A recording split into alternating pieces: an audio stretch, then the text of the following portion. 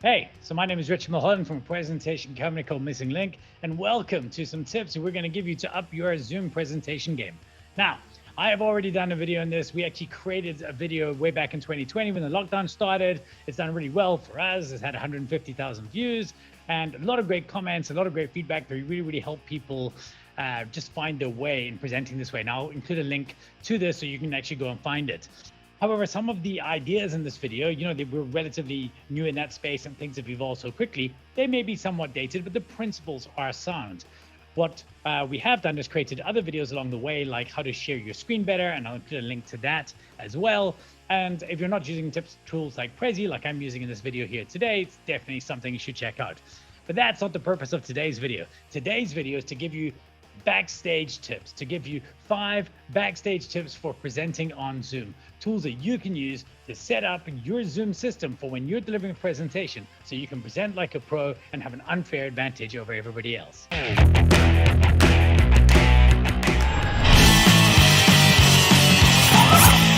So 5 tips we want to give you today just to kind of help you get your Zoom room in order to really help you present like a pro. Let's get straight into it. Tip number 1. Your welcome screen. Now, I don't know if you're anything like me, but when you're going on holiday or if I was on a speaking tour, something, that we all can be looking forward to traveling again soon, your holiday doesn't start when you get to the destination. It starts the moment you see that departure sign or that airport sign. You're like, yes, I'm going, right? Like you allow yourself to start getting excited. And it's the same thing, I guess, that when I visit you in your office, if I arrive at your office, your experience to me, your brand statement to me starts the second that I walk through that door towards your reception desk. And yet, for some reason, we don't see it that way when it comes to hosting meetings on Zoom. Now, I often, if I'm doing a talk for somebody and it's less than 100 people, I will actually just say to them, come over to my room because all my polls are set up and everything is the way I want it to run. So, but I don't want just people just to arrive and just to have that random Richard or the host will let you in when the meeting is set up. So what do? I will customize my Zoom room welcome space. So people that arrive have a little bit of something to do while they're waiting. And so I simply go there and you can log into your Zoom settings and you can go and you can click through and select, edit your waiting room area, and you can type in your waiting room. And that way, when somebody like our friend Josh here is arriving for the meeting, he, instead of just waiting and seeing that generic screen, he sees my screen that I've set up for him. My brand statement starts. His holiday has started already, and that's a great thing. Now, it's also pretty cool. And for those of you who don't know, if you are running a little bit late and you do want to, or you're still setting things up and you do want to send a message to your people in your waiting room, you can just simply go in there, go into the chat, select people in waiting room, and you can send a message and it will just appear on their screen, as you can see it has for Josh here. So that's tip number 1 is to set up your waiting room. Make it appear, make it your welcome room. Make it appear something welcoming and go and change it. Make a note, put in your diary every single month, update the text in your waiting room, just so you can add something a little bit new for new people visiting. Now, this is, I guess, somewhat related to hack number 2, which is turn off that stupid doorbell. There is nothing,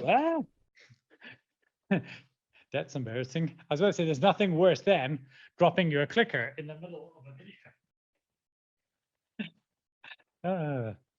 Right, there's nothing worse than being in the middle of a presentation and you're starting to speak, and every time somebody walks into the door and arrives to the door, it goes bing bong, bing bong, bing bong, and arrives there. It's the most irritating sound, and everybody can hear it. Now, you've got a couple of settings you can set in your Zoom settings for this thing. One is you can set that only you hear it. You don't want to hear it. You actually don't want to know that when you're presenting that these noises come, these people are arriving, and it will throw you and it will distract you.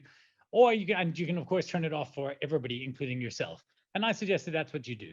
It's a really easy thing to do. You just go in there, get into your settings, turn it off, and that doorbell is gone.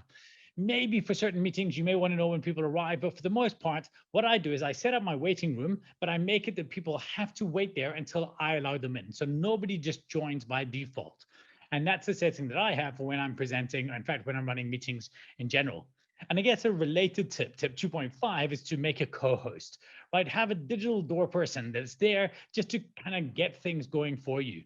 Now, this co-host is very easy to do. All you do is you click on the person, whoever is in your Zoom room, you go up to those little 3 dots in the corner of their window, select and say, make co-host.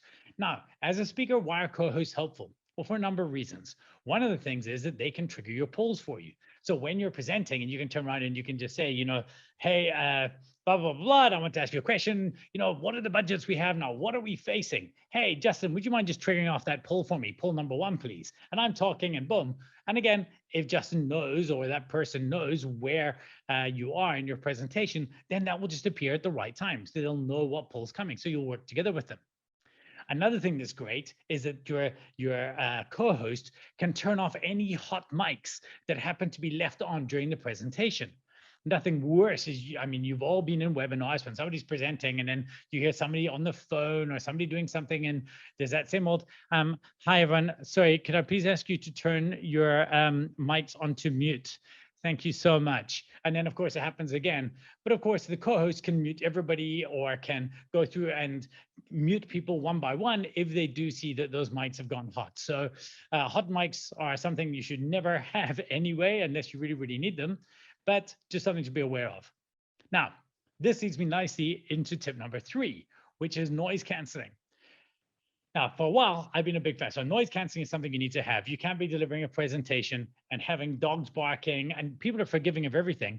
And I'm forgiving of things like this, but there's no reason to have it nowadays. There are third-party tools that I've recommended for ages, and I will include a link to them down below. Tools like Crisp, which is just fantastic. It's really, really high-end. You can be sitting in a coffee shop, delivering a presentation, and honestly, there can be a cacophony of noise around you, and nobody will hear it. However, you don't have to do that. Zoom has now built in some pretty okay noise canceling directly into the box. So what do? Well, you go down to your little audio settings and you click on that little up link, and then you go through and you can see you've got different choices for noise canceling. The one I recommend you do is the dogs barking, space bar clicking, typing one, because then you can't hear that clickety, clickety, click. Which, by the way, is so crucial. I cannot tell you how many times when we're coaching a speaker and they're sitting there and then as they're talking, they hit the space bar, click to change their slide, click to change their slide. And you hear it because they're using the onboard microphone, which is right next to it. And when they're aggressively clicking like this, it's click, click, click. It's a terrible thing. We often have to tell people, one of the first things we say on our first coaching call is that you've got to turn on your noise canceling or, invest in some sort of decent clicker system. It will really make a difference. And it's built into Zoom, so away you go. Now, on that, just a little tip that, again, I think most of us know, but in case you don't, is that Zoom has the ability to use the space bar button. So go into a meeting, hit the space, put yourself on mute, Alt-A, and then what happens is through the power of space bar, you can have a walkie-talkie, little walkie-talkie. And so what happens is then, let's say that you're in mute. Well, what can happen is as soon as I put myself in mute, and I'm going to give you a little demonstration, mute. I do this and I talk and you can hear me.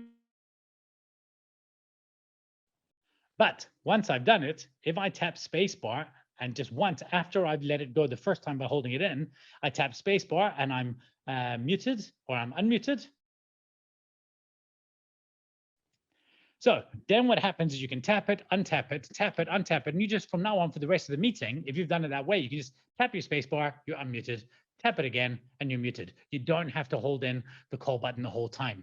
It's a great trick and really, really great tool I use all the time. Just do this thing, no hotkeys, no fancy. They've really, really tried to make this tool better. So it's just something worth knowing, a little bit I wanted to include, not strictly relevant to this topic, but I think something that's helpful nonetheless. Now, when it comes to how you look and how you appear, I'll actually be doing a video on spoiler alert, things like this in the next week or two, but there is some easy things you can do in the meantime. Now, I know that we're all big on the hashtag no filter movement, but I want to do the, no filter, no filter thing. I really do believe I want us to add hashtag no filter. I want you to use a filter. Now, Zoom has various filters that you can do. I mean, you've all probably seen them. If you drop into your settings and you go to choose video filter, you can see silly ones, like this and different things and like this that you can add in there. But there are other filters that you can use that are just very, very convenient. And the one that I want to talk about is if you go into your settings. Now, in this current camera that I'm using, I don't strictly need it this way. But if I was going to my traditional, my Logitech webcam that I've got, obviously not quite as nice here. What I do is I can go in, choose my video filter, and then that very, very first one next to the button boost, and you may have to load these next to the button none, sorry, is boost. And it just becomes immediately better. What I can do then is I can go and I can adjust my brightness settings, because it's obviously a little bit too bright with the lighting that I have at the moment. So you can go through and you can set in your settings, which will just give you a slightly better look and feel than you would if you just used your generic standard. Wow, that's a much better camera, Sony ZV-1, if you were wondering. But by just turning on and off these filters, you can give yourself a little bit more saturation. It's very easy, and I found it to be just a nice tool for getting my look to pop a little bit there. So it's something to consider. This brings me to tip number 5. If you have to record your presentation, do you know that you can now record absolutely natively in Zoom? Zoom actually has some fantastic settings for recording your presentation, so much so that I'm actually recording this video right now directly in Zoom. Now, obviously, I wanted to show you some features that Zoom does, so I wanted to be in Zoom at the time. However, it's not limited to that. You can use these tools. You could use this for recording any video you want to create ever. And what Zoom has done is they've actually created settings for you that you can set, and you can see here that you can set in order to produce HD video for post-production editing. And the various settings it can have there, it can download your video, and the gallery view video separately. It can download your video, the gallery view video, and the video of the shared slides if you're sharing slides separately. This is great. So I highly recommend you consider and you go through some of these settings, set yourself up for success. Zoom calls and Zoom presentations in some way, means or form, or virtual presentations in any way are here to stay. And by leveling up your game, by doing these small little tweaks and constantly looking at the release notes, honestly, this is the most important one. To see what new stuff they come up with is going to be very, very helpful for you when presenting. So that's it from me. I hope you found this helpful. We will be back next week with another tip on how to help you present like a pro. So if you like this video, please hit like. If you really liked it, please hit subscribe. Most importantly, though, please remember that if action followed knowledge, we would all have 6-packs. We do not all have 6-packs. So make sure you put something in action. Make sure you try one of these things, turn one of these settings, and most importantly, make sure you go out there and lead loud. Ladies and gentlemen, that is it for me. We will see you on the next video. Thanks very much. Peace.